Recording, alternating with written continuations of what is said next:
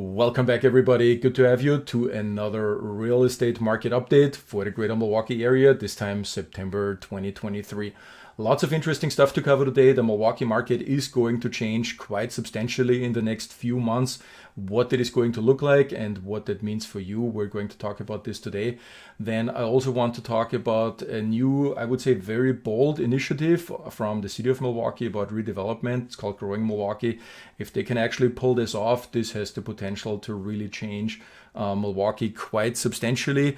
And that is also related to another big topic, which is inventory. I think everybody appreciates how inventory influences prices and how competitive the market is, but most people have a big misconception about where inventory is coming from. I want to address that today.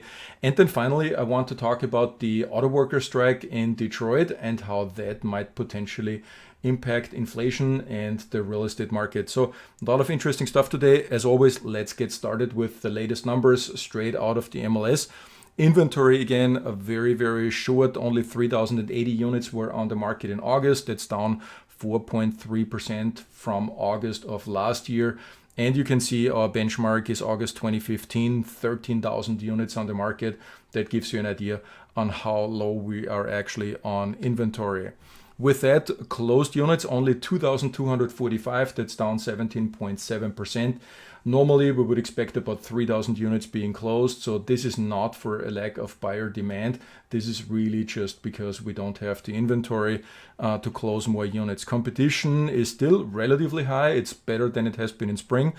So we went from 5 days to now 6 days. That's just a little bit slower. And we also see the number of offers on a good listing coming down. So it's not 10, 12, 15 offers anymore. It's 2 or 3 offers. But we are still in a very ferocious market and good listings are selling quickly. With that, prices, $325,000 is now the new median for the Milwaukee area. If you're a homeowner, congratulations, you picked up 8.9% of equity on average in the last 12 months.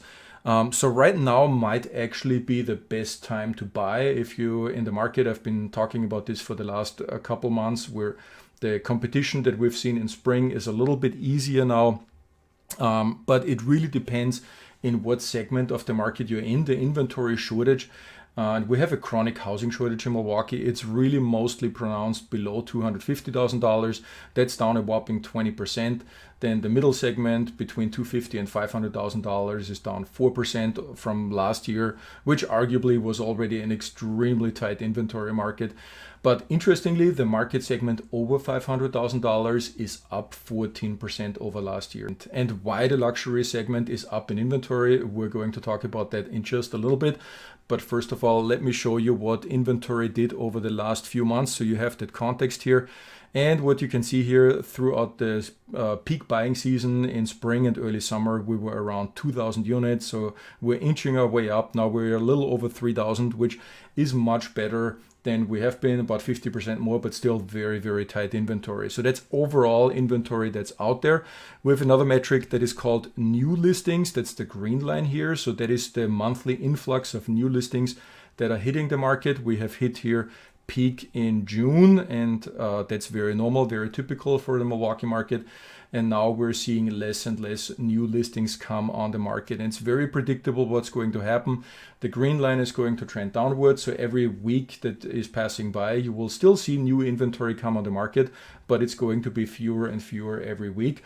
Overall inventory, the blue line, is going to trend more or less sideways, but what you will see there is that the overall inventory is going to consist more and more of picked over stuff that nobody wanted before, that's just sitting there, didn't get an accepted offer, didn't get an offer at all, and that is either because it's overpriced or it's in poor condition, most likely both of them. So that will trend sideways, but the new inventory is going to be less and less from now until Thanksgiving.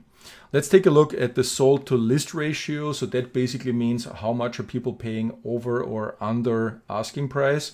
And historically, we have been around 95% here. So that means people negotiate about a 5% discount on average. This year in spring and summer, we have been around 102, 103% here. And that is coming down nicely now. As predicted, the level of competitiveness is coming down in the market. Instead of 10, 12, or 15 offers, we see 2 or 3 offers in a good listing, and it's not going to be that much more over asking anymore. So competition is coming down. And with that, the sold to list ratio is coming down as well. So still a relatively good time to put a house on the market and get more than one offer if you position it correctly.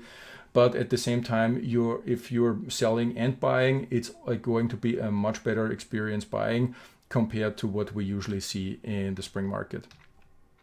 So what's ahead? Relatively predictable. The sold to list ratio is always in Milwaukee, because of our seasonality in winter, going to come down throughout the holiday season. And then in spring, it's going to kick back up again. You can see here in January, we kind of hit our low, and then we had a steep increase here.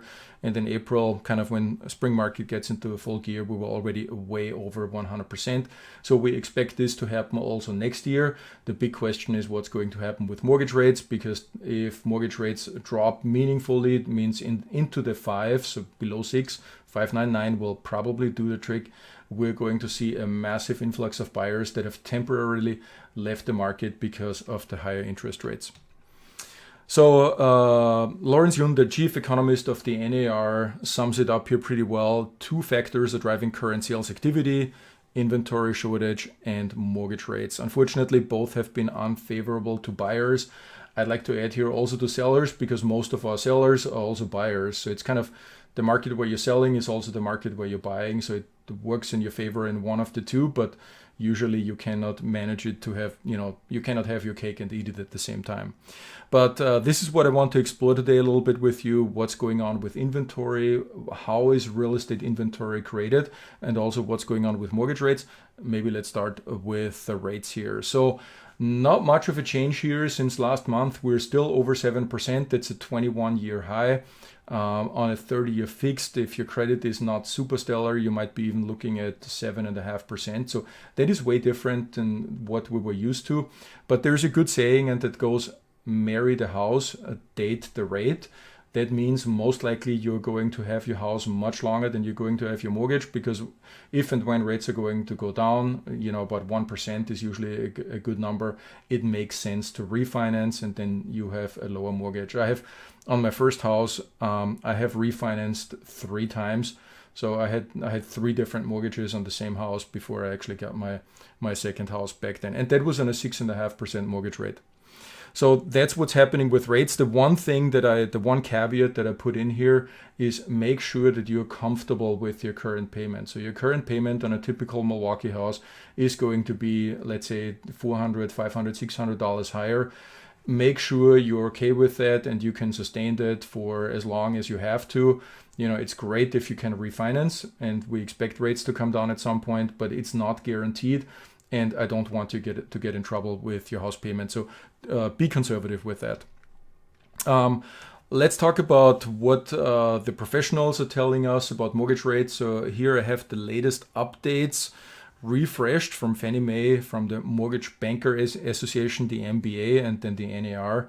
And then on the right side, you can see the average of all 3. Overall, what's been happening, you know this if you've been following my channel, these numbers have gotten more conservative. So that means all 3 of them have expected mortgage rates to drop faster and sooner and steeper.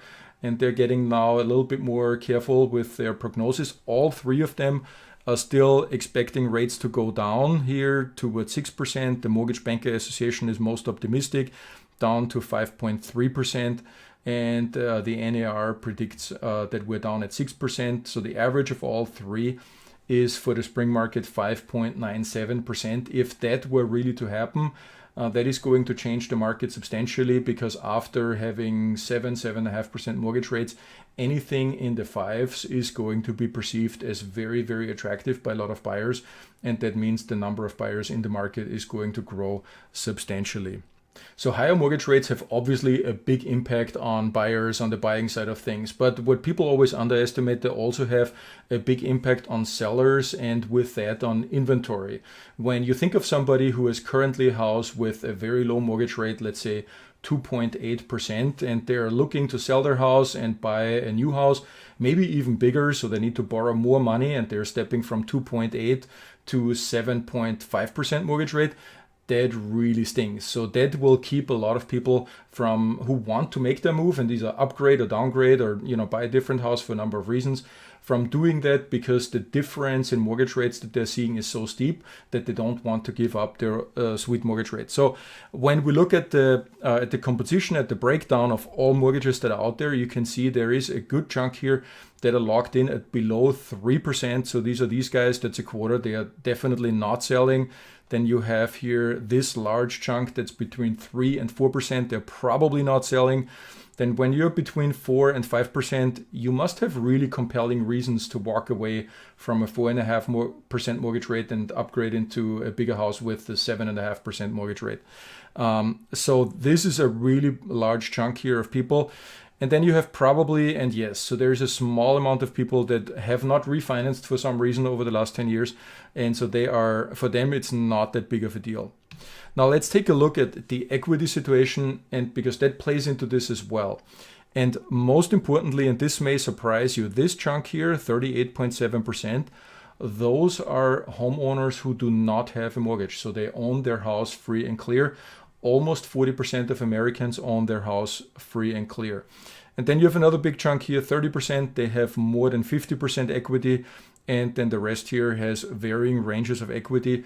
But there is a lot of equity generally in American houses. And that is kind of also a good news, because a lot of homeowners are underestimating when they're looking at the challenge of buying a new house for whatever reason, that how much they have to finance. And many people that I talk to are actually pleasantly surprised when they find out how much equity they have in their house now. And something that I bought in Tulsa or Whitefish Bay for $250,000, $350,000.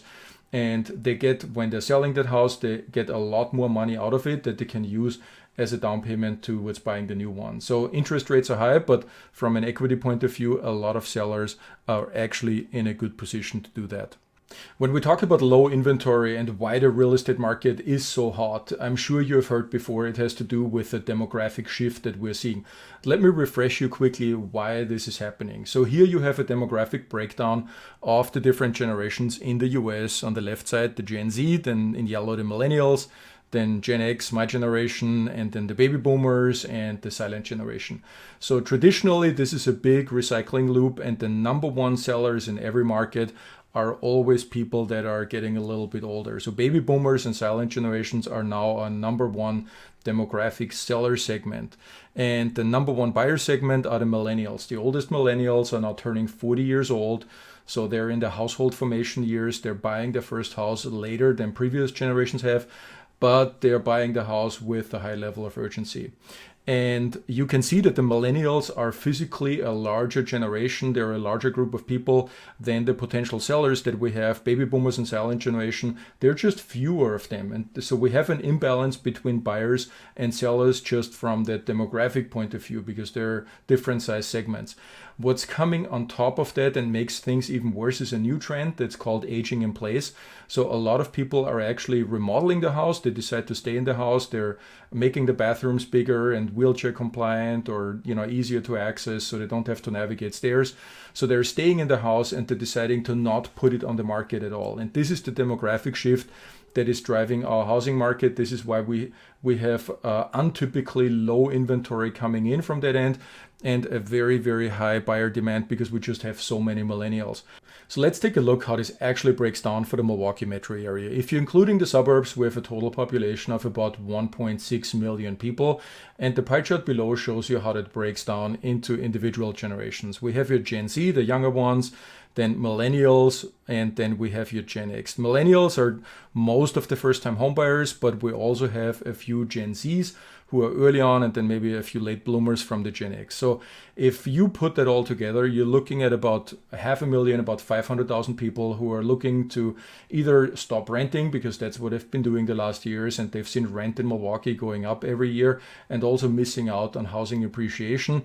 And you also have a few Gen Zs that may be still living at home that are looking to buy their first home. So about 500,000 people combined.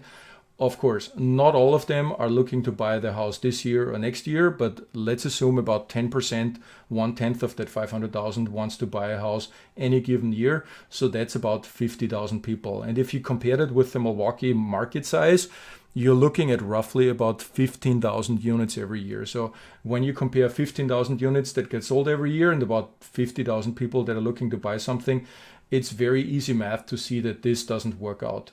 Demographics are very non-negotiable. We are all aging, we're all moving through these stages, so this is very, very predictable, and this is why we have a chronic housing shortage in the Milwaukee area. We just don't have enough units to accommodate everybody.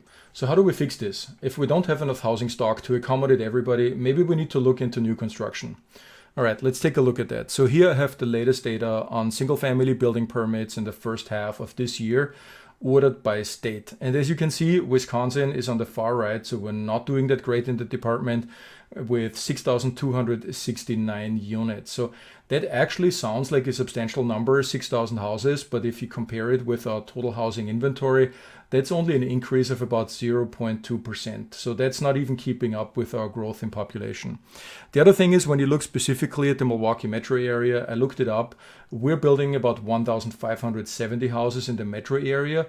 But the big issue with those is that most of them are between $600,000 and $650,000. So that's just not affordable for the majority of the home buyers. And it's not really the fault of the builders either. It has to do with decades of screwed up zoning laws, which basically defines that you have to have big lots and big houses, and that drives the building costs. So when you look at new construction, and it's mostly happening on the outskirts. So you got Grafton, you got Mequon, you got Menominee Falls, even Franklin. So they're all stipulating relatively large lots and large houses, and that is driving the cost per unit. So what we would need is a different zoning code that would allow smaller lots, smaller houses on city sewers, city water that are much more economical to build, and that would really have an impact on the inventory. So bottom line is it comes down to zoning. Builders can only build what zoning permits them to build there. And if we want to increase inventory, we have to change zoning. And that gets me over to a new and very bold initiative that has been launched in Milwaukee. It's called Growing Milwaukee. If you haven't heard about it, look it up. I'll give you the cliff notes here. So it all started out with the mayor stating that he wants to grow the city from currently 600,000 people to 1 million people. So that's a huge increase in housing units that we need. And he charged his zoning commission in looking into this and how could we possibly do this. So what they did is they looked at the makeup of a typical metro area and they said, all right, there's different types of housing and of buildings in any given city. And it starts with single family homes. You got duplexes, triplexes. You got bigger houses here all the way to townhomes. We don't even have townhomes in Milwaukee. It's not something that we do on a regular basis. Multiplex, and then we get to the downtown area where you have your high-rise buildings. So they looked into this and they compared it with the actual makeup of Milwaukee, and what they said is we have a missing middle. And it's very easy to see when you look around. Most of Milwaukee is really a sea of single-family homes. So there's nothing but single families. You have some areas where you can actually build duplexes. That is very, very limited. But none of this is actually zoned for a bakery, for a coffee shop, for a grocery store where you could potentially walk to. And it's very low density housing. Single families take up a lot of space and they are not walkable neighborhoods. And that's probably the number one thing that almost everybody who calls me and wants to work with me on buying a house is telling me first. We want to move into a walkable neighborhood and we just don't have that many. So this is the reason why places like Wauwatosa or Whitefish Bay or Sherwood have seen that explosive growth in demand that we've seen the last years, because people want to be in walkable neighborhoods. And the reason we don't have walkable neighborhoods is because of the missing middle. We need mid-rise buildings where people can live, where people can work, and where you have coffee shops and bakeries and corner stores, everywhere. So that makes a walkable neighborhood. So I think this is a very, very bold initiative. I think if they can actually pull it off, there's a lot of pros and cons to it. I'm sure this is going to be a huge political battle as well. But if they can actually pull it off, this has really the potential to change Milwaukee forever. They're currently doing a community outreach because they want to gather everybody's input. So if you're interested in doing that, then Google Growing Milwaukee. They have surveys. So interesting initiative. I'll keep you posted what's going on with Growing Milwaukee. Next, let's talk some macroeconomics and specifically a topic that we were all hoping it wouldn't come back, and that is inflation. So what's happening? We just got the latest consumer price index earlier this week, and we are up again a little bit from 3.1 now to 3.7. So the Fed is targeting 2%. We're going in the wrong direction, so that's not good. What is good is that wage growth is relatively healthy with 4.3%. So finally, we're in a situation where wages are growing faster than inflation. So that gives consumers the opportunity to get caught up a little bit and gain back some of the purchasing power that they have lost. I think the Fed is going to remain very, very careful and very guarded about this. I think Jerome Powell thinks it's too early to take the foot off the brake because they are worried that inflation is going to come back. And when we look at history, then for good reason. So bear with me here. This is what's happening here in 1974, 1975. You see the same pattern, inflation running high. This is wage growth here in that period, not being able to keep up with it, until we get to this point where wages are actually exceeding inflation. And this looks awfully similar to what we're seeing here today. And of course, where this was leading is to another run on inflation. And we were going almost to 15% inflation here in the early 80s. So for those of you who remember, this was a really painful economic time. So we're seeing the economy cool down a little bit. The real estate market certainly is cooling down, a lot. It's still competitive, but the volume is compressed so much. So that means much lower revenue contributing to the GDP.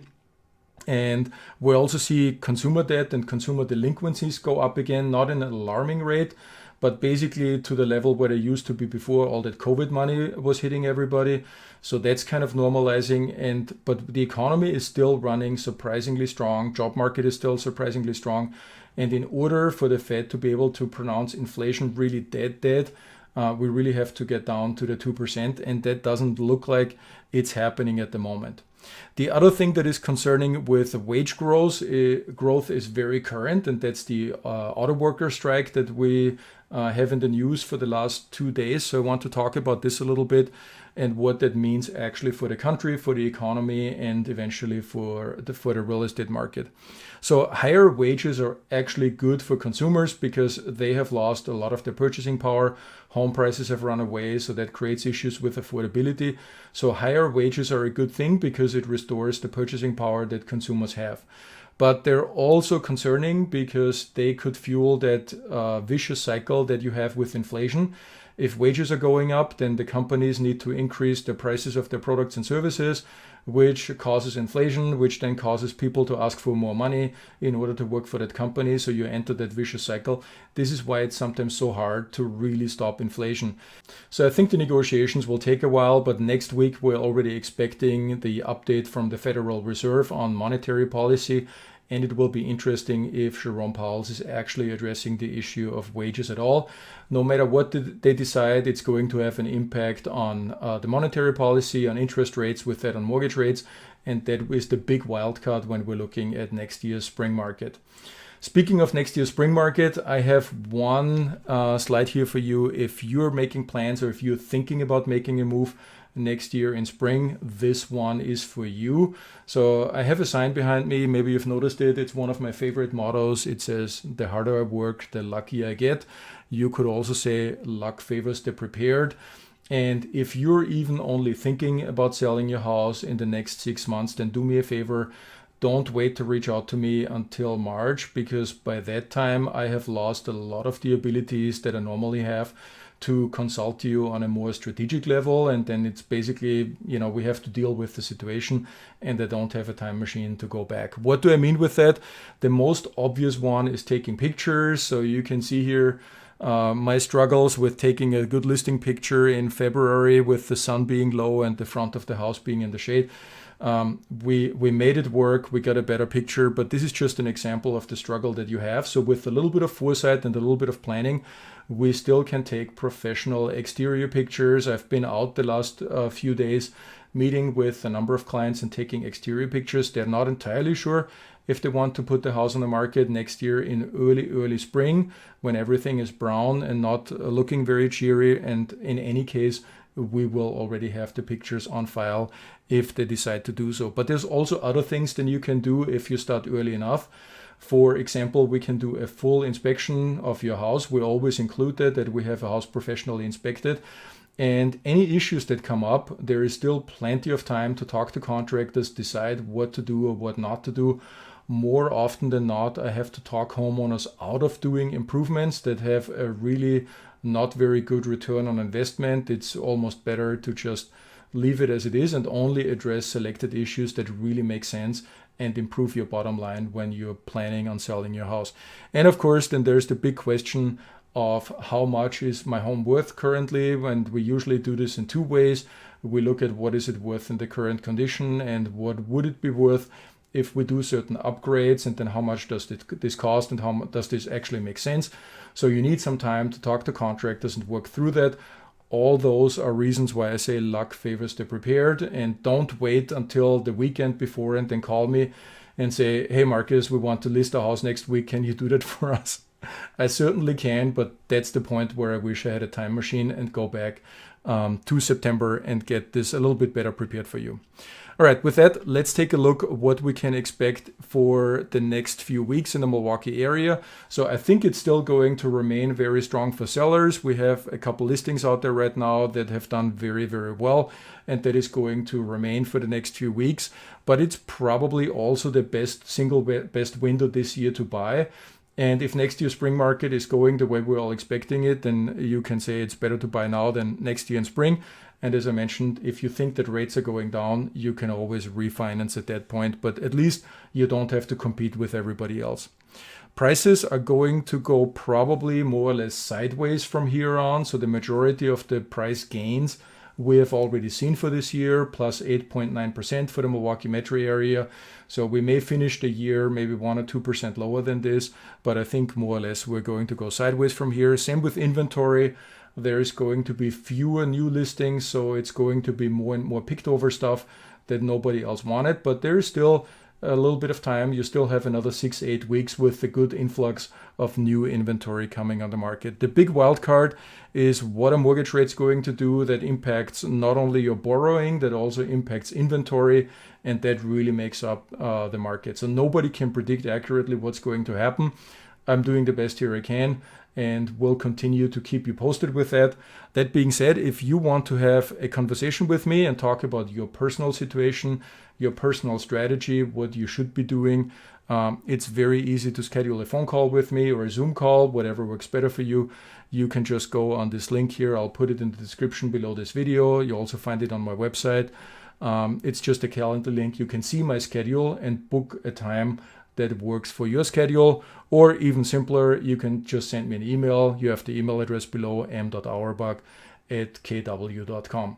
Thank you very much for watching. That's pretty much all I had for you, and I'll see you next month.